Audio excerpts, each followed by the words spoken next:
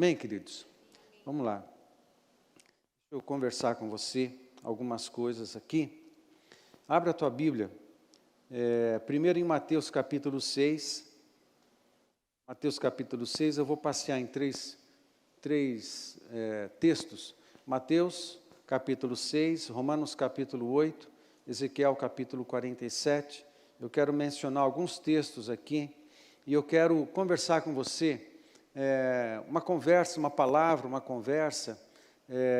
que eu estou colocando o seguinte tema: famílias em chamas para Deus. Famílias em chamas para Deus. Não sei se você já leu o livro, um livro que conta a história do avivamento de Gales, e o tema desse livro é Em Chamas para Deus. Depois que eu li esse livro, faz alguns anos, meu coração ficou inflamado. Há muitos anos, desde o começo dos anos 2000, o ano 2005 especificamente, Deus colocou um peso de oração no meu coração pelo país de Gales. Por quê, pastor? Eu não faço a menor ideia, né? Só que eu comecei a pensar no país de Gales, comecei a ler algo sobre o avivamento que aconteceu em Gales, bem próximo do avivamento que aconteceu na Rua Azusa, em 1906. O avivamento de Gales aconteceu em 1904, e foi um avivamento estrondoso, porém rápido. E eu já comentei algumas coisas, né, sobre isso aqui, falando até de outros moveres. E então eu ganhei uma bandeira de Gales. Então no meu coração havia, e ainda há, uma carga de intercessão pelo país de Gales. Ah, pastor, o senhor vai para lá? Eu não sei se eu vou para lá, bem que eu gostaria, mas eu não tenho, eu não tenho ainda uma palavra dessa. O que eu tenho é que a gente deve orar por Gales. Mas aí, conforme os anos passaram, a gente vai aprendendo algumas coisas, como elas funcionam no mundo espiritual, e parece que a oração te conecta, né? Amém, gente? A oração nos conecta. A oração nos conecta com o trono de Deus, a oração nos conecta com a sua santidade, com o seu coração, mas a oração também nos conecta com pessoas, povos, famílias, projetos, missões que são o alvo da nossa oração. De alguma maneira, se você passa a orar por Jerusalém, passa a orar por Israel, de alguma maneira o teu coração se conecta a Israel, se conecta a Jerusalém. É a temática que todos os missiólogos, aqueles que estudam sobre missões, compartilham, pessoas movimentos de oração e de intercessão, ensinam, e que quando você se põe a orar e interceder por uma nação, orar e interceder por um povo, o teu coração se conecta com aquele povo. Quando você está orando, eu já tive a experiência de estar orando por alguém, e essa pessoa sentir que tinha alguém intercedendo por ela, e ela também buscar a presença de Deus a respeito do mesmo assunto, e de repente, a gente se falar e a gente saber no Espírito que naquele determinado momento que nós estávamos orando um pelo mesmo motivo ou um pelo outro, de repente a gente se encontra no mesmo lugar diante do trono de Deus. São mistérios do Espírito, né? O fato é que a gente se conecta com quem a gente ora. É um segredo que eu compartilhei com os líderes no começo do ano, lá na chácara. Compartilhei um segredo com eles, não uma vez só, outra vez compartilhei também, que se você convida pessoas para orarem por um determinado projeto, o que passa a acontecer é que o Espírito Santo vai usando a pessoa que ora como parte da resposta à oração que fazemos. Interessante isso, né? Quer que eu fale de novo? Quer que eu fale de novo? Um mistério é que o Espírito Santo faz a pessoa que ora parte da resposta da oração que fazemos. Né? Falei um pouco diferente, mas é a mesma coisa que eu falei, tá? É a mesma coisa, falei a mesma coisa agora. Né? Então, ou seja, aquele que se põe a orar por um determinado assunto, em algum momento, Deus vai usar a pessoa que está orando, esse intercessor, como parte da resposta da intercessão, porque nós nos conectamos com os alvos de oração. Por isso, nós intercedemos pelos liderados, por isso nós oramos por você, oramos pelos supervisores, todos os dias, todas as manhãs, no nosso tempo de devocional, eu e a pastora, tem algumas coisas que nós oramos repetidamente. Uma das coisas é orar pelos supervisores, orar pelos líderes de célula e orar por você, por cada família da igreja. Então a gente intercede. Se você fizer a mesma coisa, o teu coração vai se conectar. Isso é muito importante. Então a oração te conecta não só ao trono de Deus, mas de alguma forma te conecta àquele que é o alvo da tua intercessão.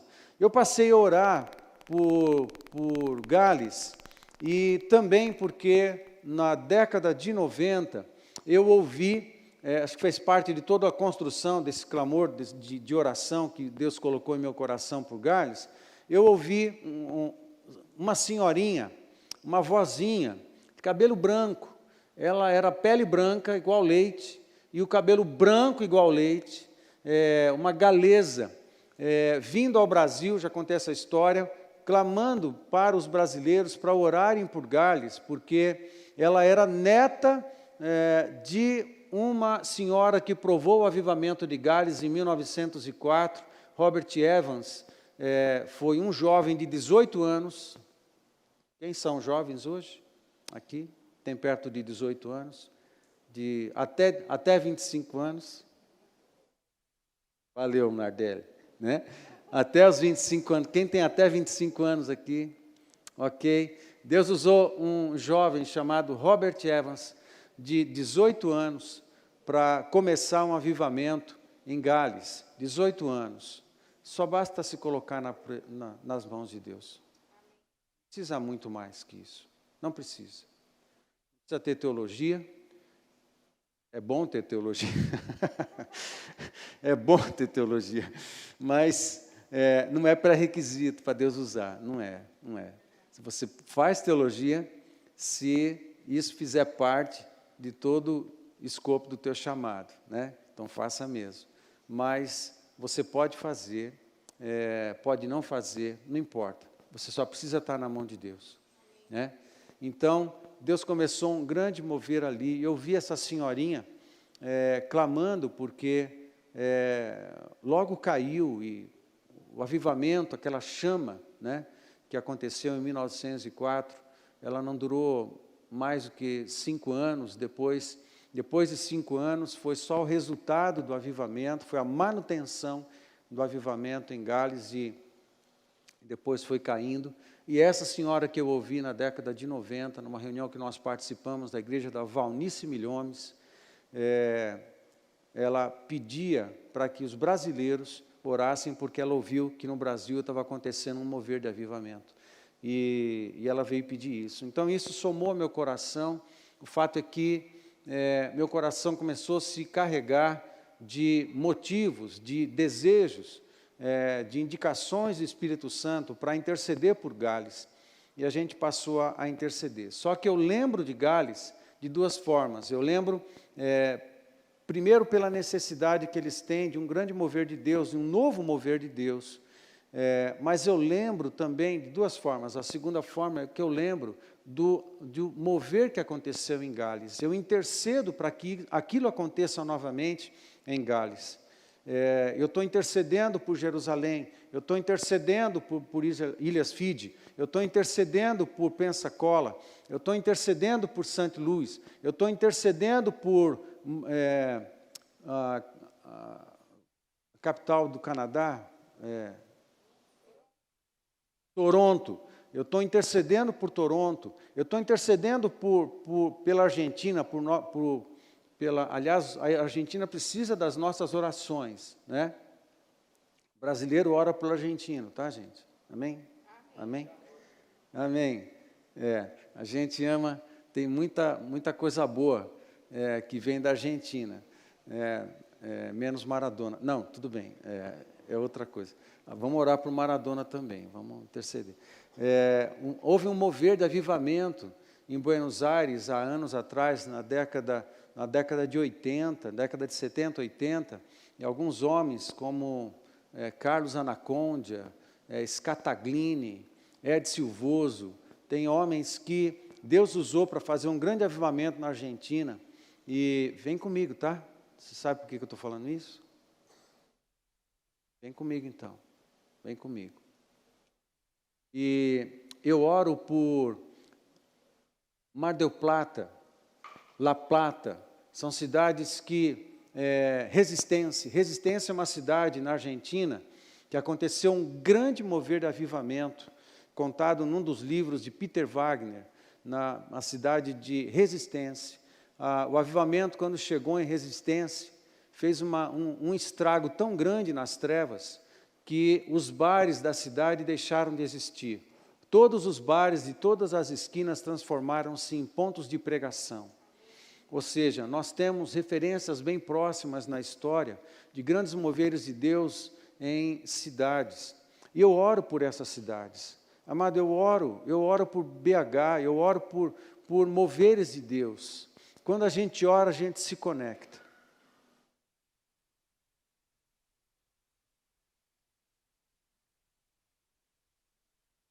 Amém? Quando a gente ora, a gente se conecta. Senhor, faz de novo. Faz de novo um grande mover. Faz de novo um grande mover em Jerusalém, mas faz comigo também. Eu estou me conectando. Senhor, faz de novo. Fortalece o avivamento em Fide. Faz de novo, mas faz em Cornélio também. Faz comigo. Faz com a nossa comunidade. Eu estou me conectando. Estou me conectando com esses povos, estou me conectando com o trono, estou me conectando com a vontade de Deus, eu estou me conectando. A oração te conecta. Amém, queridos? Nós precisamos nos conectar com o trono, nos conectar com a vontade de Deus. Nós precisamos nos conectar com o Senhor e interceder pelas famílias. Amém, queridos? Amém? Nós precisamos. Eu não sei porque que eu falei tudo que eu falei agora, porque não estava no meu script. Então, quem tem ouvidos, ouça. Amém? Quem tem ouvidos, ouça. Talvez você... Deixa eu seguir. Talvez você esteja passando por alguma luta, ou diante de uma questão, de uma dúvida, de uma crise, de uma angústia, de uma aflição qualquer no teu coração, na tua vida, mas eu quero dizer para você, então, talvez tudo isso que eu esteja dizendo é que você precisa se conectar ao trono de Deus, se conectar em Deus novamente. Amém? Se conectar ao coração do papai, se conectar novamente à sua vontade, se conectar ao reino de Deus. Amém, gente? E fazer parte de algo que está acontecendo no reino de Deus. A oração te conecta com um motor em funcionamento. A oração te conecta com uma máquina em execução, uma máquina em movimento. Amém, queridos?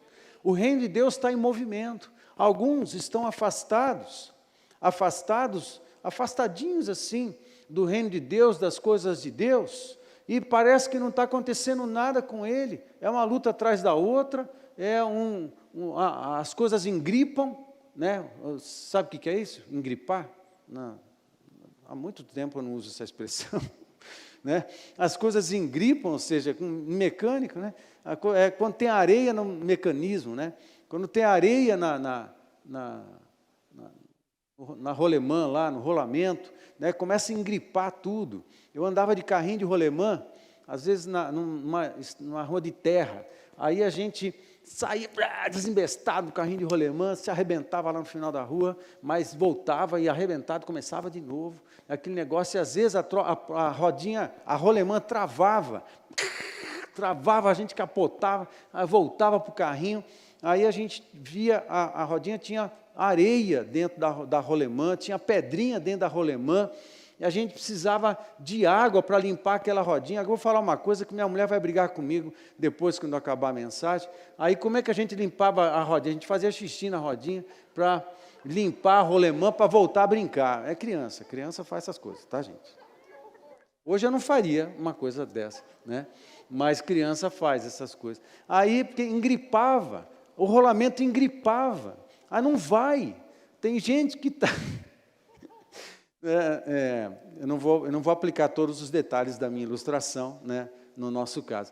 Mas tem gente que se sente engripado, né, está com a vida engripada. E tem um monte de coisa acontecendo aqui no reino de Deus. O reino de Deus está em movimento, a igreja está em movimento.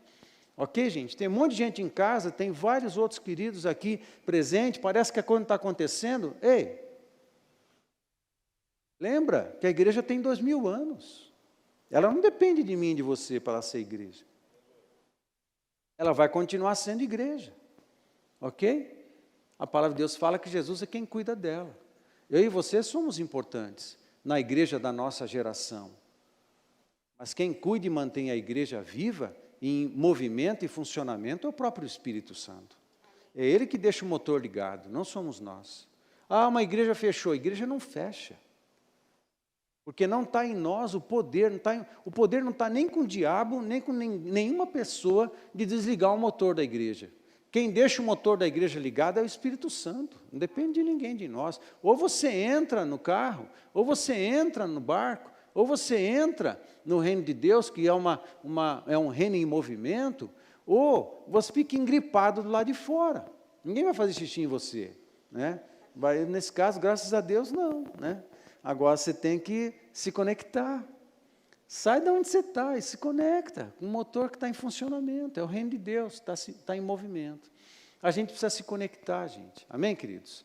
Então, de repente, não sei se a palavra seja para você, né? Está com a vida engripada?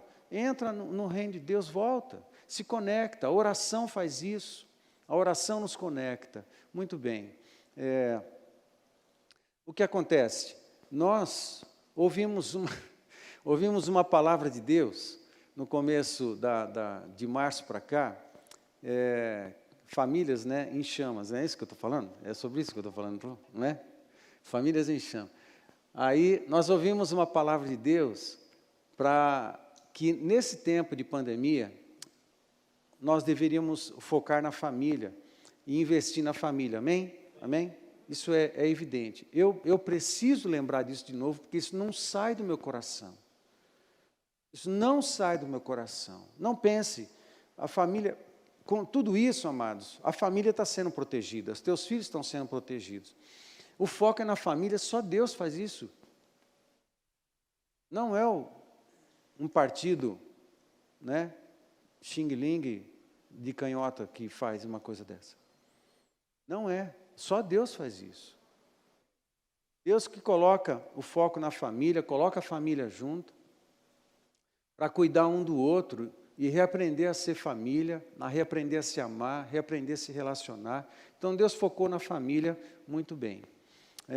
Nós temos que nos conectar com o que está acontecendo no reino de Deus. Deixa eu usar essa figura aqui de novo, tá bom? Tem um grande movimento no reino de Deus acontecendo aqui. Deus está em ação, Deus está em movimento, Deus está fazendo coisas. Como que a gente se conecta com aquilo que Deus está fazendo? Uma vez que Deus falou que é tempo de você cuidar da tua casa, é tempo de você cuidar da tua família. Porque a gente não sabe como é que vai fazer. Deixa eu falar, antes de dar seguimento, olha, você está ouvindo a expressão novo normal, novo normal, novo normal, esquece, tá? Cuidado com esses conceitos que vão sendo compartilhados com você o tempo inteiro. Não dá para a gente voltar. Outra coisa, novo normal, tome cuidado com isso. O novo normal pode ser um normal, todo ele salpicado de coisas malignas, todo ele salpicado de um novo conceito de governo, todo ele salpicado com coisas ruins. Outra coisa que você deve tomar cuidado, e eu também, todos nós, vamos esperar que tudo isso passe para tudo voltar ao normal, voltar ao que era. Esquece. Talvez era porque a gente estava num normal que merecia mudança, que aconteceu tudo o que aconteceu. Então, algumas coisas a gente tem que corrigir, e algumas coisas a gente não pode mais voltar a ser como era antes. E uma das coisas que eu acredito que Deus está fazendo, Deus está corrigindo nessa curva de história que todos nós estamos passando, é redefinir o nosso chamado missional, redefinir o nosso chamado familiar. Eu vou explicar o que é chamado missional, tá bom? Isso tem que acontecer, redefinir o nosso conceito sacerdotal, o conceito sacerdotal do sacerdócio de todos os santos, e o conceito sacerdotal familiar. Isso, eu tenho absoluta certeza, absoluta convicção no meu espírito. Se você está ouvindo o que eu estou falando contigo pelo espírito, você vai encontrar uma luz verde de confirmação no teu espírito, dizendo, é isso, eu estou falando isso. Que Deus está focando na família, Deus está falando o seguinte, olha, nós precisamos ser a família sacerdotal que Deus deseja desde o primeiro século, quando em 1 Pedro capítulo 2, falou que nós somos nação santa, sacerdócio real, povo escolhido, adquirido, para manifestarmos as grandezas de Deus e tal. Nós precisamos assumir isso, nós não podemos voltar mais a ser o estilo de família que a gente era antes, nem podemos voltar mais sem o estilo de crente que a gente era antes. Há um tempo, eu acredito que nesse negócio todo que nós estamos passando, Deus está alertando o nosso coração, o nosso espírito, para que assumamos o nosso sacerdócio pessoal e assumamos o nosso sacerdócio familiar. Amém, queridos? Não é mais assim, a minha família, a gente vai empurrando com a barriga a vida cristã. Não existe mais isso, não dá mais para ser assim. É preciso que cada pai de família, cada mãe de família, cada filho, juntos assumam a sua responsabilidade sacerdotal familiar. E pensando nessas coisas, o Pai fala conosco. As nossas estratégias de evangelização, as nossas estratégias de pregação da palavra. Amados, é claro que eu não espero que a gente seja perseguido, eu não espero que jamais cerceie a nossa liberdade de pregação, mas se um dia, quem sabe, espero que não, aconteça, sabe quem serão os pregadores, sabe quem serão os proclamadores da mensagem do Evangelho? Será cada um de nós, na nossa casa, pela nossa família. Aí você vai ter que pensar a tua família de um jeito diferente. Coloca o primeiro slide.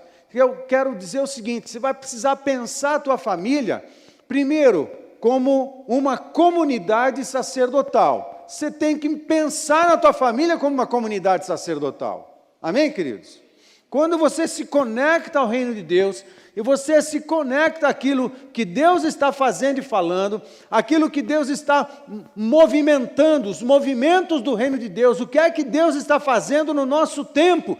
Deus está reconceituando muitas coisas, e das coisas que Deus está reconceituando na nossa vida, não é só reconceituar por reconceituar, a reconceituação tem que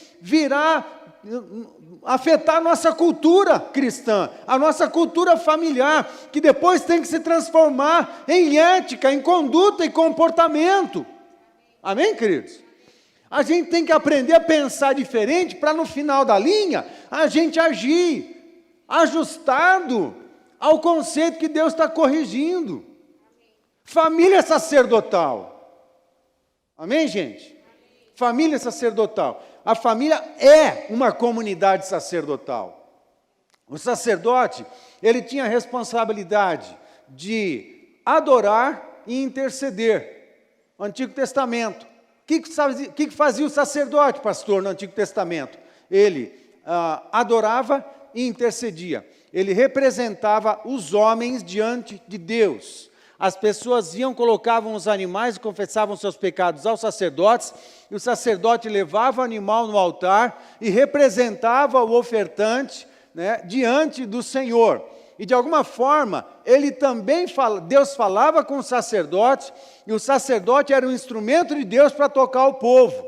ok? Conceito da antiga aliança. Mas hoje, não, a gente não tem um representante humano. O nosso único representante é Jesus Cristo, que é chamado de o sumo sacerdote. Ok, gente? O sumo sacerdote é Jesus. Agora, todos nós, somos um instrumento de Deus para proclamar uma verdade aos demais cidadãos da terra. E os demais cidadãos da terra devem olhar para nós e devem ver Deus em nós, devem ver marcas do reino de Deus em nós, devem ver sinais do amor de Deus, sinais do poder de Deus, sinais da graça de Deus em nós, para que de alguma forma eles desejem aquilo que está em nós, desejem Deus que está em nós, e as pessoas vêm até nós, e nós somos boca de Deus às pessoas, e assim a gente consegue exercer o nosso sacerdócio. A gente adora e intercede. A evangelização está dentro do campo da intercessão no ofício sacerdotal. No Novo Testamento, não é a figura do pastor, o pastor é o sacerdote. Sim, em termos de comunidade, de organização, de autoridade até, o pastor exerce um sacerdócio sobre a comunidade, mas na tua casa é você que exerce o sacerdócio, pai, sobre a tua casa e sobre a tua família. Você tem uma responsabilidade sacerdotal para com os teus da tua família. Agora, cada um de nós, sem exceção, seja novo ou seja idoso, somos, diante de Deus, sacerdotes para todas as demais pessoas e famílias da terra. Toda família deve assumir o seu chamado sacerdotal, seu endereço do céu na terra, amém?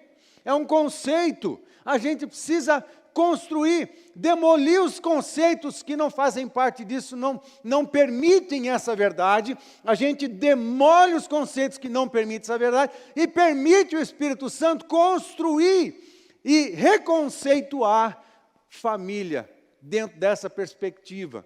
Família, toda família é. Não é uma pergunta, não é quem sabe, pensa como. Não, ela é. Ou a gente está se ajustando ao padrão de Deus, ou a gente está engripando a vida. Amém? Um outro conceito que a gente precisa permitir o Espírito Santo construir dentro de nós. A família é uma comunidade de adoradores. A família é. Se você não adora na tua casa, não fique esperando que o ministro de louvor bote para quebrar aqui, o ministério de louvor, bote para quebrar e faça você sentir o céu quando você vem para cá. Não fique esperando, não é responsabilidade deles. É responsabilidade de cada um de nós. O quanto nós adoramos em casa. A nossa casa precisa ser uma comunidade de adoradores. Um lugar onde eu busco a presença de Deus. Um lugar onde eu oro. Um lugar onde eu tenho o meu secreto. O meu momento com o Senhor. Amém? Outra coisa, a igreja, pensar na família, a igreja é um centro de formação de discípulos. A família é um centro de formação de discípulos. A tua família é um centro de formação de discípulos. Pastor, então vamos marcar um dia para o senhor ir lá. Não! Um dia para pastor ir lá? Não! Vamos marcar um dia para um líder ir lá? Vamos. Mas você prepara a churrasqueira e a gente vai tomar muito suco e comer muita carne e se divertir junto. Agora, você é o responsável pelo centro de formação de discípulos de Jesus Cristo na tua casa. Você que tem que realizar isso. Os teus filhos têm que ver isso em você. Se vê no pastor, glória a Deus, eu quero que veja. Na pastora, eu quero que veja. Que nos supervisores, nos líderes, eu quero que veja. Mas os teus filhos precisam ver em você. Ou as pessoas da tua casa precisam ver em você um formador de discípulos de Jesus Cristo na tua casa. Amém, gente? Começa em casa. Começa em casa. Outro conceito. A família é uma agência missional. A palavra missional, ela é um jeito novo de falar uma coisa antiga, né? Uma verdade que ela tem 2000 anos, pelo menos, eu diria mais. Ela tem pelo menos, uns 6.000 anos ou mais, né? Desde o Éden, porque Deus cria o homem com uma missão. Uma família, ela tem um chamado missional, e eu não estou usando a palavra missionária, né? Porque há 10 anos tentou-se separar um conceito entre missionário e missional. Qual é a ideia e qual é a diferença de um conceito e de outro? Parece que o missionário tem a ver com algo que se faz por alguém em algum momento, ok? É um projeto missionário, é um investimento missionário, é uma viagem missionária, é uma verba missionária, é uma oferta missionária, é algo que se faz em algum momento, mas que não se faz sempre, né? E às vezes se desenvolve algum projeto missionário. Então parece que a expressão missionário tinha a ver com alguém que a igreja enviava para algum lugar, ou seja, dentro da nação ou fora da nação, e em algum momento da história da comunidade, para realizar, naquele instante, naquele momento histórico da comunidade, um projeto missionário. Mas essa conceituação ela está errada, porque tem ideia de projeto, de trabalho que se faz em algum momento e em outros não se faz. O conceito correto de missiologia, conceito correto de missões, é que ele faz parte do nosso DNA. Deus é missional, Deus é missionário. Amém, gente? Porque Ele está sempre envolvido numa missão. Ele está envolvido numa missão e Ele envia. Ele faz isso o tempo inteiro. Ele cria o homem na terra e dá uma missão para ele.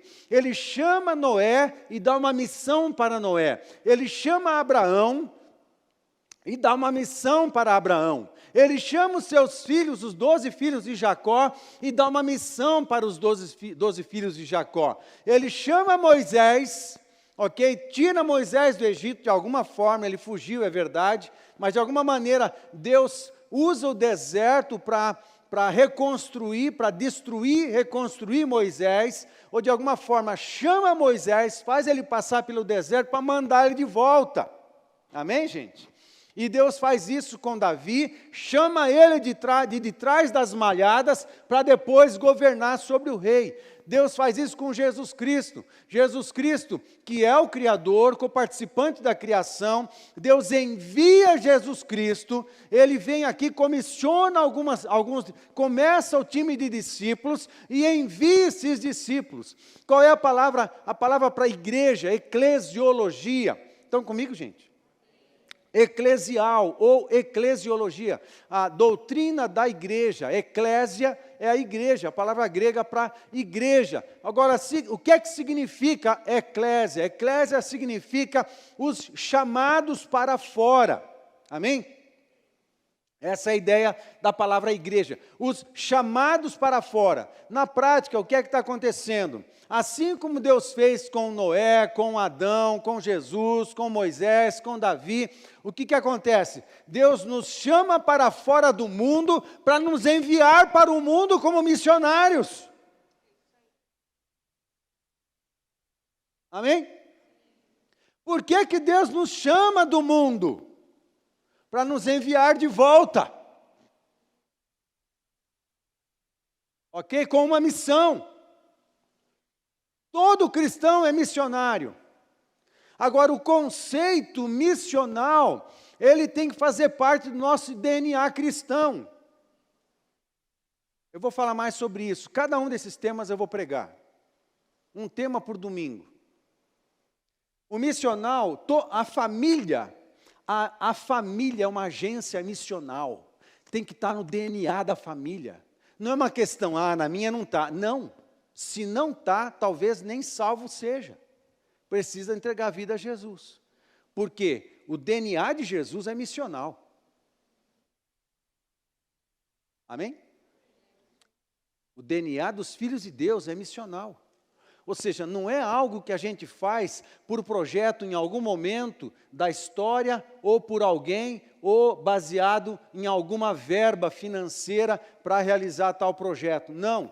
É a nossa essência, eu sou o que sou aonde estou, não depende do CEP, não depende do endereço, não depende se eu tenho dinheiro, se eu não tenho dinheiro, se eu tenho um projeto organizado, não depende de nada disso, faz parte do nosso DNA. Se o Espírito de Cristo está em mim, eu sou uma voz, o tempo inteiro eu sou uma voz, o tempo inteiro eu sou um testemunho vivo, o tempo inteiro eu sou um proclamador, o tempo inteiro eu estou envolvido na missão. Sabe por que a gente engripa? Sabe por que a gente engripa? A gente engripa na vida porque a gente sai fora do nosso propósito, do movimento do reino de Deus. O reino de Deus está em movimento, está acontecendo, as coisas estão vindo, estão fluindo. O Espírito Santo está falando, oração, conexões, palavra, proclamação, revelação. Deus está movendo a história, está fazendo coisa, parece que Ele não está, mas Ele está. As coisas estão acontecendo. E a gente está desconectado, aí a vida engripa. O casamento engripa, a vida sentimental engripa, as finanças engripam, a saúde engripa, os sonhos engripam, está tudo engripado porque eu estou desconectado.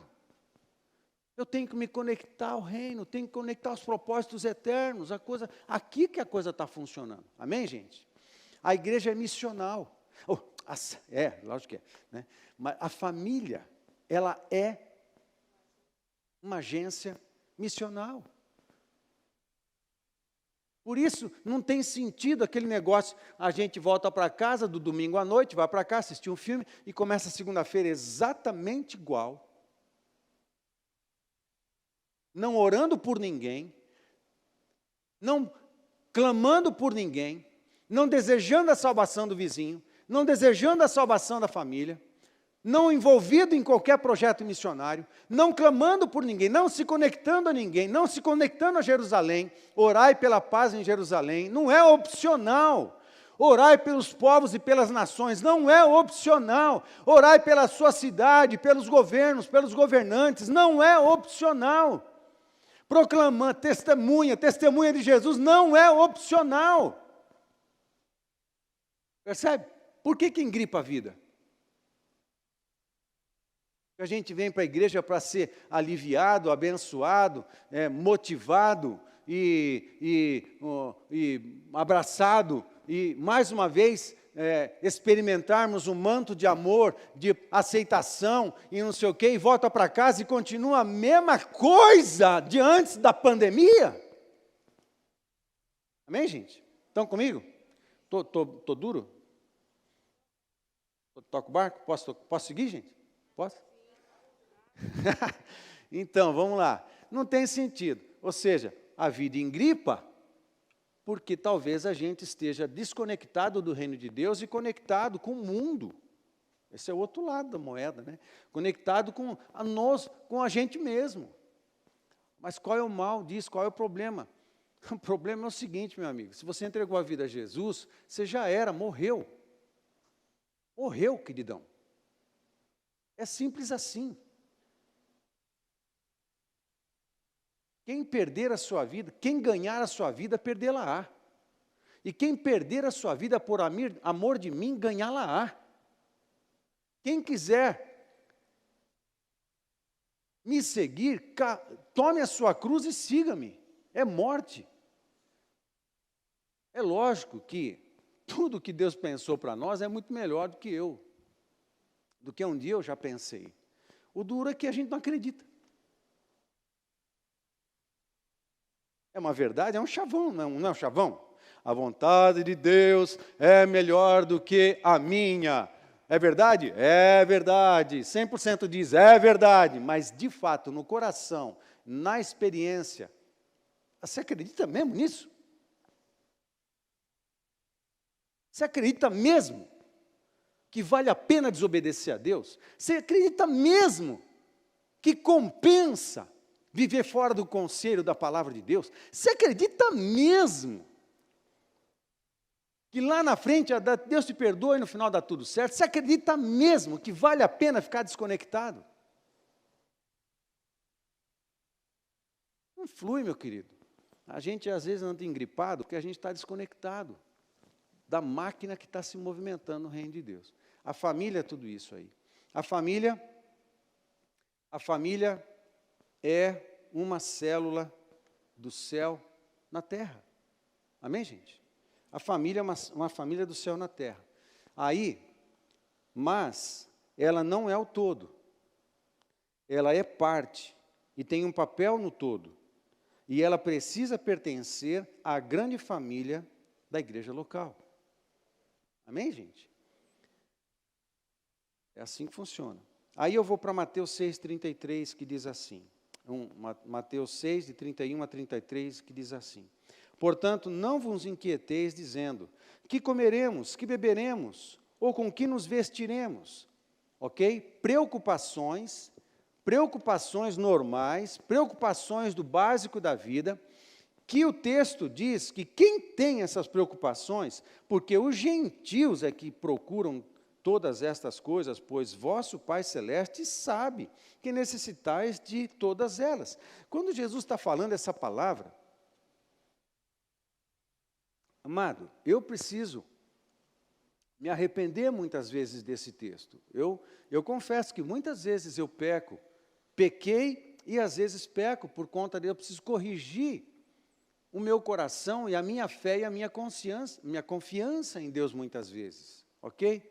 Mas é uma verdade que ministra ao meu coração, eu estou repartindo ela com você, não é porque eu já cheguei no melhor momento da minha maturidade cristã e que eu acerto todas, pelo contrário, eu não acerto. A palavra que eu estou pregando, ela é melhor que eu. A palavra que eu estou pregando, ela é melhor que o pregador. Eu preciso aplicar isso na minha vida também. Amém? Posso abrir meu coração? Né, e ser honesto com você? Amém? Eu preciso aplicar isso. Agora, o que eu sou ministrado? Eu sou ministrado pelo Espírito de Deus, o que eu estou repartindo com você. Quando Jesus está falando isso, a sensação que eu tenho é que Jesus está falando assim, como esse povo é bobinho, como esse povo é sem noção. O nosso Pai sabe que vocês precisam dessas coisas aí. É só o sem noção que fica correndo atrás dessas coisas. É só os que não conhecem a Deus que ficam correndo atrás dessas coisas. Por quê? Porque o papai dá. Mas como vocês são bobinhos? Eu acho que eu tenho essa sensação de Jesus pensar, sentir desse negócio, porque parece que é assim que Mateus registrou esse texto, porque há uma certa, não só ironia, mas uma certa conflito de intenções, de pensamentos aqui, né? Não vos inquieteis, que comeremos? É uma pergunta. Ele poderia ter um texto corrido, não, mas ele faz uma pergunta, porque parece que ele está enfatizando a ironia no texto, né? Que comeremos? Que beberemos? Ou com que nos vestiremos? Porque os gentios é que procuram todas estas coisas. Pois vosso Pai Celeste sabe que necessitais de todas elas. Acabou, está tudo certo. Aí o 33, buscai, pois, em primeiro lugar, o seu reino e a sua justiça, e todas estas coisas vos serão acrescentadas. Amém? Por que a gente rateia na hora de acreditar no texto sagrado? É um texto lindo, amém, gente? Glória a Deus, vamos aplaudir o texto, tá? Não aplaude não. Não é para aplaudir, né? Todo mundo sabe que esse texto é lindo, maravilhoso. Que tal a gente aplicar ele na nossa vida? Amém? E confiar que Deus vai cuidar de tudo. Essa é a proposta, esse é o desafio. Por quê, gente? Porque esse texto está dizendo, tá? Usando a mesma figura, tá? Da rolemã engripada e do reino de Deus em movimento. Se você buscar o reino de Deus, os interesses de Deus, a vontade de Deus, esquece, está tudo certo, Deus desengripa tudo. Deus providencia aquilo que a gente precisa, não quer dizer que você não vai ter que trabalhar, ok? Mas estou dizendo que Deus abre porta onde não tem. Deus traz clientes na hora que precisa. Deus faz um devedor pagar você no dia que você tem que pagar uma determinada conta. Alguma coisa vai acontecer, porque Deus desengripa. Deus desengripa. Agora, o segredo é buscar o reino de Deus e a sua justiça em primeiro lugar. Deixa que Deus desengripa o resto. Amém, gente? Aí, esse texto de Mateus 36, 33, principalmente, eu separo essa coisa aí. Quando priorizamos Deus, trabalhamos com consciência sacerdotal, amém? Motivado pelo reino de Deus, pelas coisas do reino de Deus. Somos providos e cuidados pelo Pai, amém? E 3, e C, a vida flui com graça. Essa é a gente, você não quer que a tua vida flua, sabe aquela, pensa naquele rio cristalino, pensa naquelas águas lindíssimas, pensa naquelas águas lindíssimas, cristalinas, com peixes enormes, né? Estou olhando para o pescador ali, por isso que eu estou falando, né? Com peixes lindos, assim, com a boquinha para cima, falando assim, me pesca, né? Alguma coisa assim, pensa num rio maravilhoso, que você está diante dele, você não sabe se você parar para pescar, ou você quer pular nele e se lambuzar com aquela lindeza toda. Pensa num rio desse jeito, faz fluir. Pensa na tua vida, fluindo como um rio caudaloso, tranquilo, que vai fluindo com águas limpas, e aquele barulhinho de rio, a gente está precisando passear, né? A gente está precisando sair de casa. Aquele barulhinho de água, né? E tal. Faz fluir. Muito bem, eu quero saltar dessa última frase aí, a vida flui com graça. Eu salto para Romanos 8, de 13 a 17, que diz assim, porque se vivermos segundo a carne, caminhais para a morte, mas se pelo Espírito mortificardes os feitos do corpo, certamente vivereis. Pois todos os que são guiados pelo Espírito de Deus são filhos de Deus. Ser guiado pelo Espírito de Deus. Ok, gente? Na vida. Porque não recebestes o espírito de escravidão para viverdes outra vez atemorizados, mas recebestes o espírito de adoção, baseados no qual clamamos, Abba, Pai. O próprio Espírito testifica com o nosso espírito que somos filhos de Deus. Ora, se somos filhos, somos também herdeiros, herdeiros de Deus e co-herdeiros com Cristo. Se com Ele sofremos, também com Ele seremos glorificados. Pensa na tua vida fluindo. Muito bem. O item 2. A vida flui com graça, porque desfrutamos da paternidade generosa de Deus, porque esses 3 detalhes aqui eu estou tirando de Romanos 8, tá? Porque desfrutamos da paternidade generosa de Deus, porque nosso prêmio, herança e glória são garantidos na eternidade. Está tudo certo. Tem tronco no meio? Tem pedra no meio do rio? Tem, mas no final está tudo certo. O que importa, de fato, para todos nós já está garantido, e nada pode mudar. Amém? A quantidade de perdas que a gente vai ter nessa vida, a quantidade de aflições que a gente vai ter, a quantidade de lutas que a gente vai ter que lutar e vencer, não muda nada, nosso final está certo. Amém? Então, foca lá, né, no que já está certo. E 3, porque somos guiados. A vida flui com graça porque somos guiados pelo Espírito Santo. Esse é o segredo, sermos guiados pelo Espírito Santo. Aí eu vou para Ezequiel 47, de 5 a 7, que diz assim, mediu ainda outros 1000, e era já um rio que eu não podia atravessar, porque as águas tinham crescido, águas que se deviam passar a nado, rio pelo qual não se podia passar. E me disse, viste isto, filho do homem? Então me levou e me tornou a trazer à margem do rio. Tendo eu voltado, eis que à margem do rio havia grande abundância de árvores, de um e de outro lado, abundância. Por que Deus dá essa visão para o profeta Ezequiel?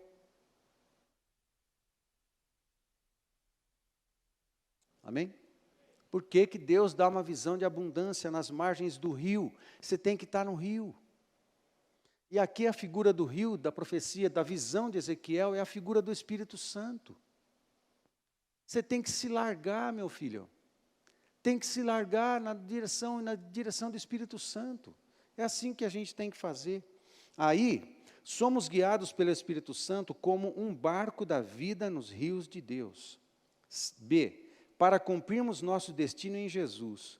E para cumprirmos nosso sacerdócio pessoal, familiar e eclesial.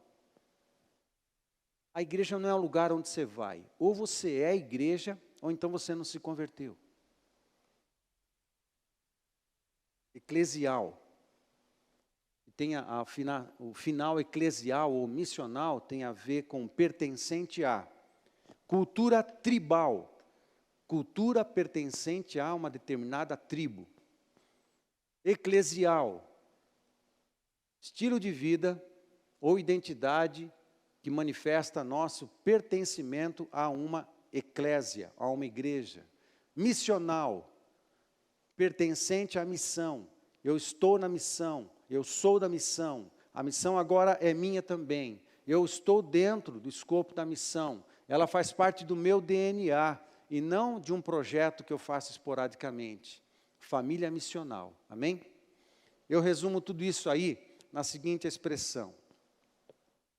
Quando priorizamos Deus, a vida flui com graça, porque somos guiados pelo Espírito Santo em tudo, para cumprir os propósitos eternos para cada um de nós e nossas famílias. Fica de pé comigo, por favor.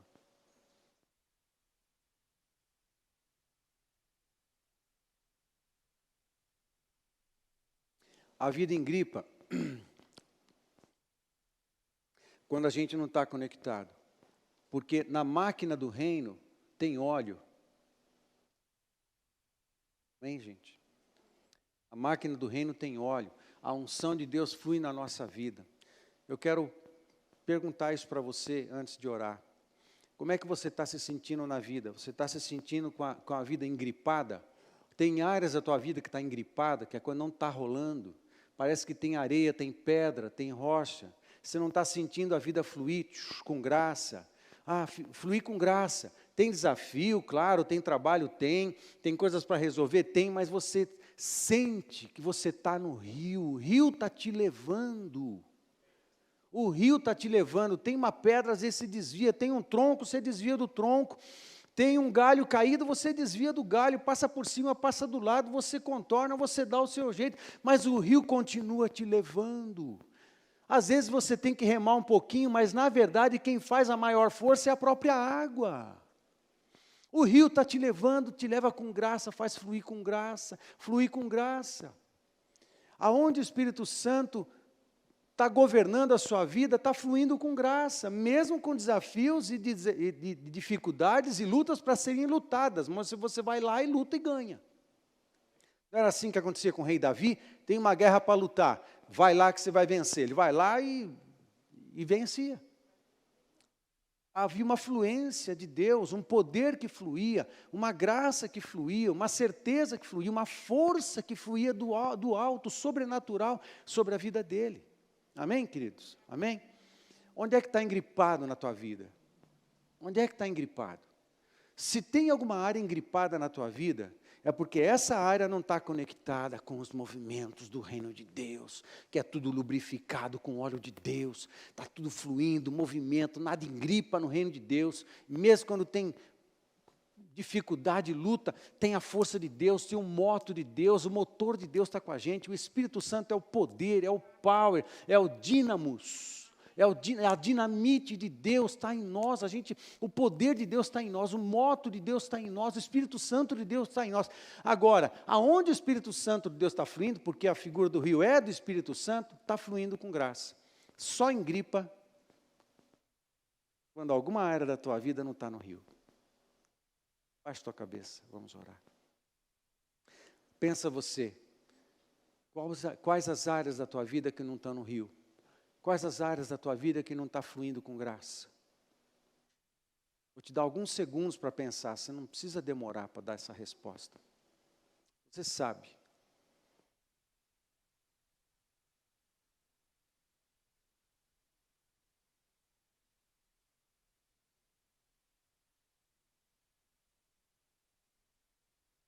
Agora, eu te convido a entregar essas áreas na mão de Deus e você se conectar. Entregar, como é que eu faço isso, pastor? Simples. É tão simples que às vezes a gente tende a acreditar que não é tão simples assim. É tão fácil e tão simples que o nosso espírito legalista chega a pensar, não, tinha que ter mais sacrifício, tinha que ter mais dificuldade, tinha que ter mais luta, tinha que ter mais gemido. Não tem. Não tem. É só você acreditar. É só você crer. É só você tomar um passo de fé e falar assim, Deus, eu estou te entregando o meu relacionamento conjugal, estou te entregando a minha vida espiritual. Está engripada, mas eu estou entregando nas tuas mãos. Agora, eu nem sei direito o que fazer, não tem problema, começa entregando na mão dele, ele vai te orientar. Pai, minha vida sentimental está engripada, não está fluindo com graça. Entrega nas mãos de Deus. E quando você fizer isso, provavelmente Deus vai falar assim, queridão, minha querida, vai precisar ajustar aqui, tá? Aí você se conecta ao padrão do reino de Deus para desengripar a vida, as finanças, trabalho, saúde física, saúde emocional, vícios, desejos de pecado, lutas com pornografia, lutas com droga, lutas com bebida lícita, luta com a própria alma, por causa da preguiça de ler a Bíblia, preguiça de orar, a falta de disciplina, vício em rede social, não sobra tempo para ler a Bíblia, está engripado. Faz o seguinte, bota tudo na mão de Deus, é simples. Eu vou silenciar, você tem 30 segundos para fazer essa oração e colocar tudo na mão de Deus.